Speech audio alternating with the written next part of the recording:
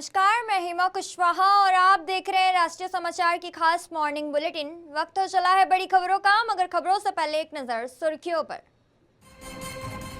राम मंदिर चंदा केस में क्लीन चिट, चंपत राय अनिल मिश्रा को बड़ी राहत, 8 आरोपियों पर एसआईटी का शिकंजा। वंदे मातरम की जगह बजा गाना, सरकारी कार्यक्रम में बड़ी चूक, एकनाथ शिंदे ने मांगी माफी। हेमंत सरकार के फैसले से आंदोलन में नया मोड़, कई मांगों पर सहमति, कुछ पर अटकी बातें, कल विधानसभा मार्च करेंगे छात्र।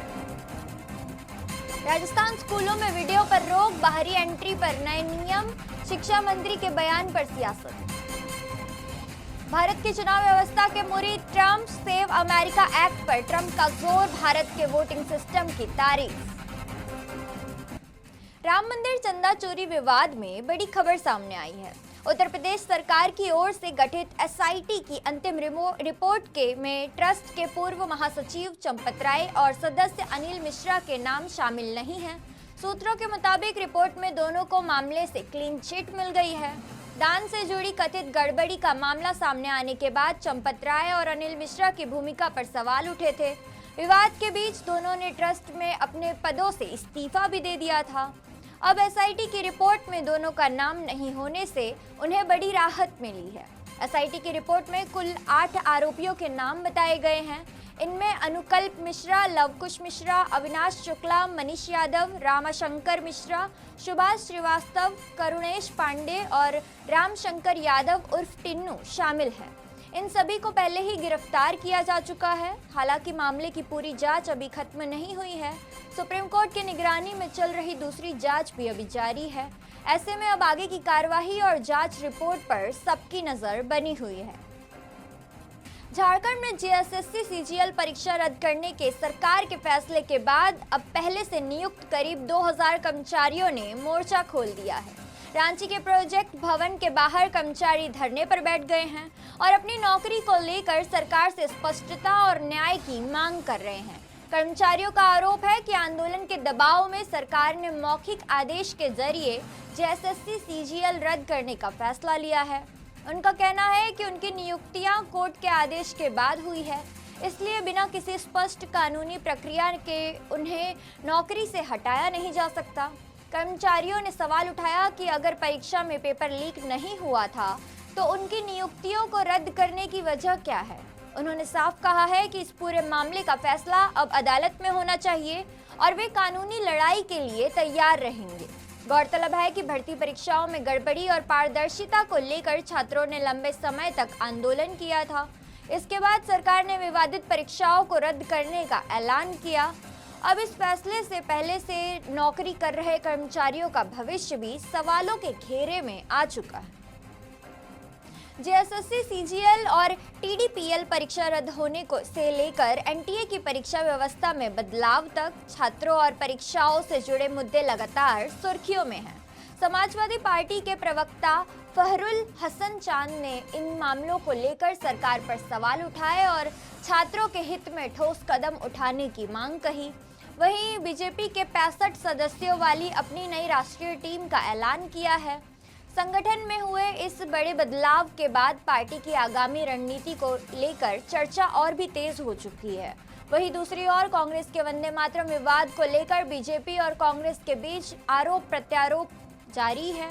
अमेरिकी राष्ट्रपति डोनाल्ड ट्रंप की भारत की चुनावी व्यवस्था की तारीफ को लेकर भी सियासत गरमाई हुई है और विपक्ष ने चुनाव आयोग की कार्यप्रणाली पर सवाल उठाए हैं, जबकि असम के मुख्यमंत्री हिमंत बिस्वा शर्मा से जुड़े बयानों को लेकर राजनीतिक बहस भी जारी है। इसके अलावा एनटीए की परीक्षा व्यवस्था और सुरक्षा में बड़े बदलाव, सांसदों और मुख्यमंत्रियों के खिलाफ आपराधिक मामलों और छात्र विरोध प्रदर्शन के दौरान बिहार पुलिस की कार्यवाही को लेकर भी सवाल उठ रहे हैं। इन तमाम मुद्दों पर सत्ता पक्ष और विपक्ष आमने सामने हैं और आने वाले दिनों में सियासी घमासान और तेज होने के आसार दिख रहे हैं। ये समाजवादी पार्टी समझती है कि झारखंड में जो सरकार है वो एक लोकतांत्रिक सरकार है और झारखंड की सरकार ने जो फैसला किया है वो छात्र हित में किया है और जो भी मांगे छात्रों की हैं वो मांगे पूरी होनी चाहिए। समाजवादी पार्टी समझती है कि जो झारखंड की सरकार है निश्चित रूप से उस छात्रों के हित में फैसला करेगी। बीजेपी अध्यक्ष नितिन नवीन ने 65 संसदीय राष्ट्रीय टीम की घोषणा की। पुराने नेताओं के साथ नए चेहरों को अहम भूमिका जिम्मेदारी दी गई। देखिए, भारतीय जनता पार्टी के ये पूरी तरह से अंदरूनी मामला है, उनके संगठन का मामला है। इस पे समाजवादी पार्टी को कोई टिप्पणी नहीं करने की, उन्होंने किसको रखा किसको नहीं रखा। लेकिन झूठ का प्रचार और प्रसार करने वाले अमित मालवीय जी की उस संगठन से छुट्टी हो गई। ऐसा लगता है कि अब इस झूठ के प्रचार और प्रसार की जिम्मेदारी भारतीय जनता पार्टी किसी अन्य व्यक्ति को देना चाहती। तो समाजवादी पार्टी समझती है भारतीय जनता पार्टी, उनका संगठन केवल और केवल जनता के बीच में भ्रम और झूठ फैलाने के लिए बनाया जाता है। देखिए, समाजवादी पार्टी को उस कार्यक्रम पे कोई टिप्पणी नहीं करनी है। और आदरणीय खड़गे जी का जिस तरीके से उत्तराखंड में कार्यक्रम था, जिस तरह से एक दलित नेता के जाने के बाद वहाँ पे उसका शुद्धिकरण किया गया, समाजवादी पार्टी समझती इसी तरह की घटनाएं उत्तर प्रदेश में आदरणीय अखिलेश यादव जी के साथ हुई, उनके कार्यक्रमों के बाद हुई, मुख्यमंत्री आवास छोड़ने के बाद हुई। इसलिए भारतीय जनता पार्टी वो जातिवादी पार्टी है जो भेदभाव करती है और वो पूरे देश के सामने है। झारखंड में भर्ती परीक्षाओं को लेकर चल रहे छात्र आंदोलन में अब बड़ा मोड़ आ चुका है। मुख्यमंत्री हेमंत सोरेन की ओर से छात्रों की कई मांगों पर फैसले के बाद सरकार और छात्रों के प्रतिनिधि मंडल के बीच बातचीत हुई है। बातचीत में कई बिंदुओं पर सहमति बनी, लेकिन कुछ अहम मांगों पर बात नहीं बन सकी। इसी वजह से छात्रों ने आंदोलन जारी रखने और कल विधानसभा मार्च करने का फैसला लिया है। आंदोलनकारी छात्रों के रुख में भी बड़ा बदलाव देखने को मिला। रांची के अल्बर्ट एक्का चौक पर सोमवार देर रात छात्रों ने जमकर जश्न मनाया। छात्रों ने एक दूसरे को मिठाई खिलाई और मुख्यमंत्री हेमंत सोरेन के समर्थन में नारे लगाए। इस दौरान आई लव यू सीएम साहब के नारे भी सुनाई दिए। अब इस पूरे मामले पर मंत्री प्रेस वार्ता कर सरकार का पक्ष रख रहे हैं। ऐसे में सबकी नजर इस बात पर है कि सरकार छात्रों की मांग को लेकर क्या घोषणा करती है और कल होने वाली विधानसभा मार्च को रोकने के लिए क्या बड़े कदम उठाए जाते हैं।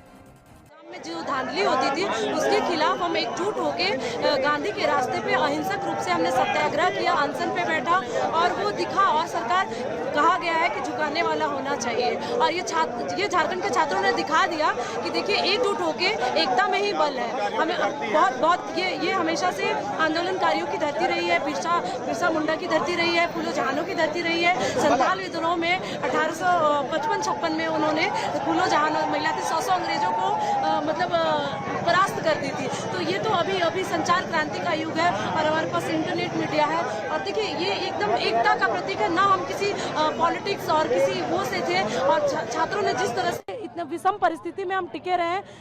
कभी कभी ऐसा होता था कि एक टाइम का खाना नहीं होता था, वो बहुत ही बेकार लगता था। और इतनी गरीबी में और इतनी विषम परिस्थिति में बच्चे यहाँ पे सरवाइव किए और उन सारे बच्चों को मैं थैंक्स बोलूंगी कि जिन्होंने आया और हम सबका मनोबल बढ़ाया। देखिए, ये झारखंड के बच्चों के लिए जश्न का माहौल तो है, लेकिन अभी भी बहुत ऐसे मुद्दे हैं जो झारखंड में अभी भी पूर्ति नहीं हुई है।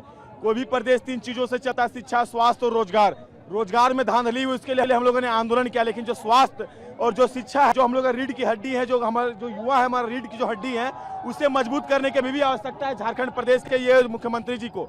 यहाँ अभी भी छात्रवृत्ति का आंदोलन पेंडिंग पड़ा हुआ, जो बच्चों को छात्रवृत्ति का पैसा नहीं मिला है, जिसके कारण से बच्चे पढ़ाई छोड़ने के लिए मजबूर हैं। तो कहीं ना कहीं अभी आंदोलन कमजोर हुआ है, आंदोलन कम हुआ है। लेकिन ये तो बस अभी झांकी है, पिक्चर अभी बाकी है। हम लोग लड़ाई जारी रखेंगे। ये छोटा सा खुशी है। सरकार ने कहा TDPL के माध्यम से जितने भी नियुक्तियां हुई है मैं उसके रद्द करता हूं, लेकिन जो साथ ही साथ यहाँ पे शिक्षा का हो और स्वास्थ्य का हो, जिस चीजों में अभी भी धांधली हो रही, जिस चीजों को अभी भी बेचा जा रहा है, उसमें भी सरकार को कार्रवाई करनी चाहिए। उसको उत्तर प्रदेश के सीतापुर में कांग्रेस के सामने अपना कार्यालय खाली करने की नौबत आ गई है। इलाहाबाद हाईकोर्ट की लखनऊ बेंच ने कांग्रेस की बेदखली के आदेश पर रोक लगाने से इनकार कर दिया है। यह कार्यालय 1971 से घटाकर की इमारत में संचालित हो रहा था। नगर पालिका के मुताबिक यह जमीन निजुल की सरकारी जमीन है और कांग्रेस के पास इसके अवैध आवंटन का कोई ठोस दस्तावेज नहीं है। आरोप है कि कांग्रेस ने 1971 के बाद पिछले करीब 55 सालों से कोई किराया जमा नहीं कराया था। नगर पालिका ने कार्यालय खाली करने के लिए 15 दिन का समय भी दिया है, जिसे कांग्रेस ने कोर्ट में चुनौती दी थी। सुनवाई के दौरान कोर्ट ने साफ कहा कि सरकारी जमीन पर लंबे समय से कब्जा होने और मात्र से वह कब्जा कानूनी नहीं हो जाता और अदालत ने यह भी पाया कि कांग्रेस ऐसा कोई अल्टरमेट ऑर्डर एग्रीमेंट या अन्य दस्तावेज पेश नहीं कर सकी जिससे संपत्ति पर उसके वैध अधिकार की पुष्टि हो सके। अब हाईकोर्ट ने अंतिम राहत देने से इनकार करते हुए नगरपालिका और अन्य पक्षों से 3 हफ्ते में जवाब मांगा है। कांग्रेस को जवाब दाखिल करने के लिए 2 हफ्ते का समय दिया गया है और फिलहाल इस मामले में आगे की कानूनी कार्रवाई पर सबकी नजर टिकी हुई है। महाराष्ट्र के ठाणे में एक सरकारी कार्यक्रम के दौरान वंदे मातरम को लेकर बड़ी चूक सामने आई है। डिप्टी सीएम एकनाथ शिंदे की मौजूदगी में वंदे मातरम के तय गायन की जगह लता मंगेशकर जी के एक पुराने प्राइवेट एल्बम का गीत बज गया। हालांकि वो गीत भी वंदे मातरम नाम का ही था। कार्यक्रम में वंदे मातरम की घोषणा के बाद मौजूद सभी लोग सम्मान से खड़े तो हो गए, लेकिन करीब 4 मिनट तक एल्बम का गीत बजता रहा। गीत के बोल वंदे मातरम ही थे, लेकिन कार्यक्रम के लिए निर्धारित स्वरूप का गायन नहीं था। गाना खत्म होने के बाद एकनाथ शिंदे ने मंच से इस चूक के लिए माफी मांगी। उन्होंने संबंधित अधिकारियों से आगे ऐसी गलती नहीं दोहराने और राष्ट्रगीत व देशभक्ति से जुड़े कार्यक्रमों में विशेष सावधानी बरतने की सख्त हिदायत दी। यह घटना ऐसे समय पर हुई जब देश में वंदे मातरम को लेकर राजनीतिक बहस भी तेज है। ऐसे में सरकारी कार्यालय में और कार्यक्रम में हुई ऐसी चूक ने मामले को और चर्चा में लाकर रख दिया है। गोवा में कांग्रेस की एक बैठक के दौरान वंदे मातरम को लेकर नया विवाद भी सामने आया है। दावा है कि बैठक में राष्ट्रगीत के सिर्फ शुरुआती 2 छंद ही गाए गए थे। इस दौरान कांग्रेस अध्यक्ष मल्लिकार्जुन खड़गे भी मौजूद थे। मामला सामने आने के बाद बीजेपी ने कांग्रेस पर सवाल उठाते हुए निशाना साधा है। यह विवाद ऐसे समय में हुआ है जब स्वतंत्रता दिवस के मौके पर कांग्रेस मुख्यालय में भी वंदे मातरम को लेकर राजनीतिक बहस छिड़ी हुई थी। बीजेपी नेताओं ने कांग्रेस पर राष्ट्रगीत के सम्मान को लेकर सवाल भी उठाए और इस मुद्दे को लेकर कांग्रेस नेतृत्व पर हमला भी बोला। वहीं गोवा कांग्रेस के विधायक एल्टन डिस्कोटा ने कहा कि कांग्रेस को किसी के सामने अपनी देशभक्ति साबित करने की जरूरत नहीं है। उन्होंने कहा कि पार्टी के नेता देश से कितना प्यार करते हैं, ये बताने के लिए किसी प्रमाण की जरूरत नहीं है। गृह मंत्री अमित शाह भी वंदे मातरम विवाद को लेकर कांग्रेस पर निशाना साध चुके हैं। अब गोवा की बैठक में अधूरे राष्ट्रगीत को लेकर कांग्रेस की ओर से क्या सफाई आती है और इस मुद्दे पर सियासी घमासान कितना बढ़ता है, इस पर सभी की नजर बनी हुई है। दिल्ली में कालकाजी से रिश्तों को झकझोर देने वाला मामला सामने आया है। संगीतकार रवि डे का शव करीब 5 दिनों तक उनके घर में पड़ा रहा और पड़ोसियों को जब तेज बदबू आने लगी तब उन पुलिस को इसकी सूचना दी गई। पुलिस के मुताबिक रवि गोविंदपुरी में किराए के मकान में अकेले रहते थे। उनके दोनों बेटे लाजपत नगर में रहते थे। पुलिस को घर से बदबू आने की सूचना मिली। मौके पर पुलिस पहुंची और उन्होंने दरवाजा बंद पाया। दरवाजा तोड़कर जब पुलिस अंदर पहुंची तो बाथरूम के पास रवि का शव पड़ा हुआ था और शव की हालत काफी खराब हो चुकी थी। इसके बाद पुलिस ने दोनों बेटों को उनके पिता की मौत की जानकारी दी। आरोप है कि बेटों ने तुरंत मौके पर आने से इनकार कर दिया और कहा कि अभी हमें फुर्सत नहीं है। पुलिस ने इसके लाख समझाने के बाद दोनों 16 अगस्त को एम्स पहुंचे, जहां पोस्टमार्टम की प्रक्रिया पूरी हुई और बाद में शव उनके साथ भेज दिया गया। पड़ोसियों के मुताबिक रवि के घर से पहले अक्सर संगीत की आवाज़ सुनाई देती थी, लेकिन 5 दिनों तक शव पड़े रहने के बाद उसी घर से आने वाली बदबू ने लोगों को परेशान कर दिया। इस तरह का मामला हाल ही में सोनीपत से भी सामने आया, जहां 74 वर्षीय बुजुर्ग की मौत के बाद उनकी बेटियों ने अंतिम संस्कार में जो शामिल नहीं हुई और वीडियो कॉलिंग के जरिए अंतिम दर्शन ले लिए। ऐसे मामले में बुजुर्गों की देखभाल और परिवार की जिम्मेदारी पर गंभीर सवाल उठते हैं और इंसानियत को शर्मसार कर देने वाली ये पूरी वारदात है। भीड़ थी सर, और लेडीज भी थी, इधर से भी आ रहे थे, उधर से भी आदमी आ रहे थे। तो हम लोग भी खड़े हो गए, यहाँ पे देख रहे थे। हम लोग पूछे वो क्या रहा, कोई बोल रहा कि यहाँ पे मर्डर हो गया। तो लेडीज थी ना, जैसे यहाँ से पूछा तो बस यही इतना ही हमको कन्फर्म है। उसके बारे में तो सर किसी ने कोई जाने नहीं दिया वहाँ तक। और पुलिस थी यहाँ काफ़ी समय से।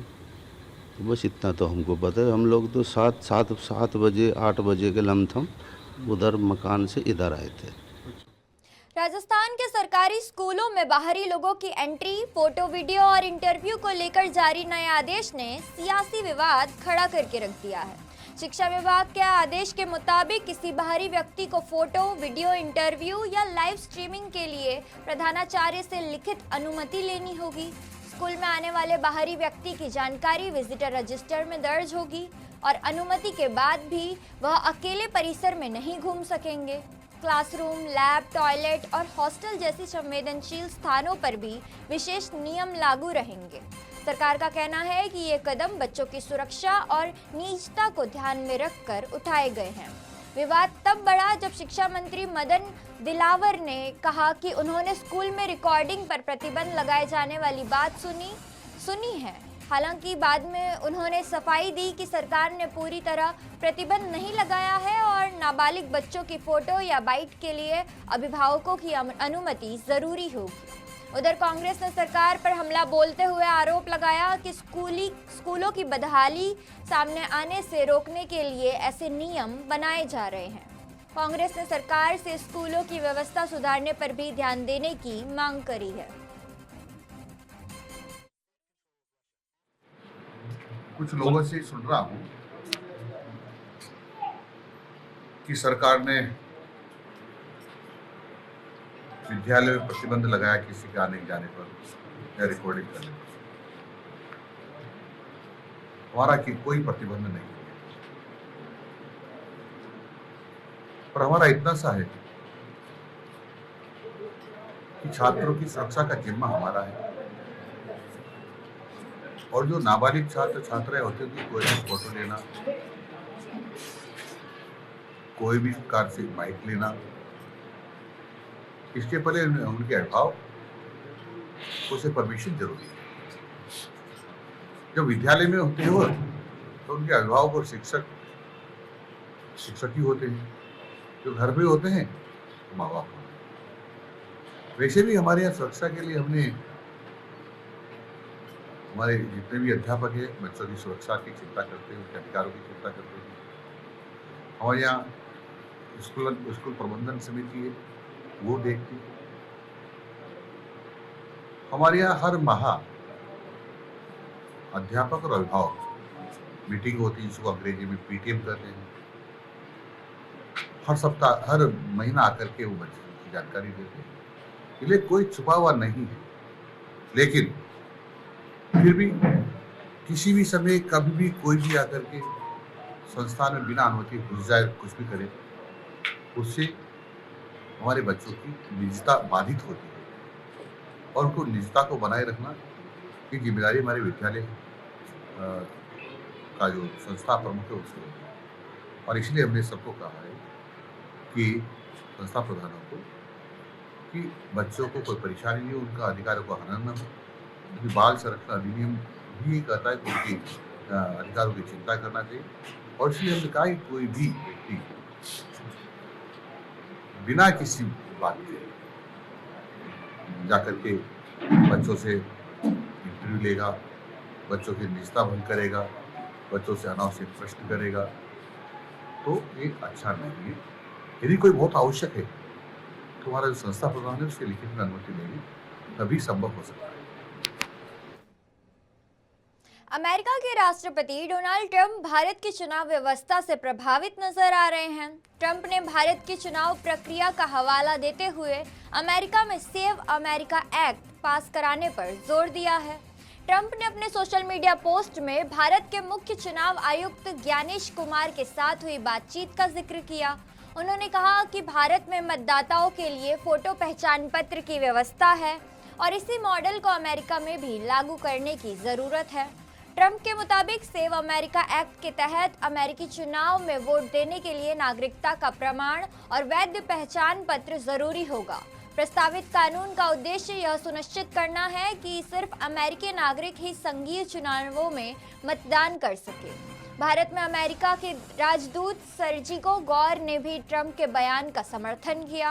उन्होंने कहा कि भारत के चुनाव में करोड़ों मतदाताओं के लिए पहचान पत्र की व्यवस्था है और अमेरिका को भी इसी तरह की सख्त चुनावी व्यवस्था अपनानी चाहिए। ट्रंप इससे पहले भी प्रधानमंत्री नरेंद्र मोदी की तारीफ कर चुके हैं और उन्हें अपना अच्छा दोस्त बता चुके हैं। अब भारत की चुनावी व्यवस्था का उदाहरण देकर अमेरिका ने चुनाव सुधार की वकालत करने से यह मुद्दा चर्चा में आ चुका है। तो ये थी अब तक की खास खबरें और खबरों के लिए बने रहिए राष्ट्रीय समाचार के साथ। तब तक के लिए नमस्कार।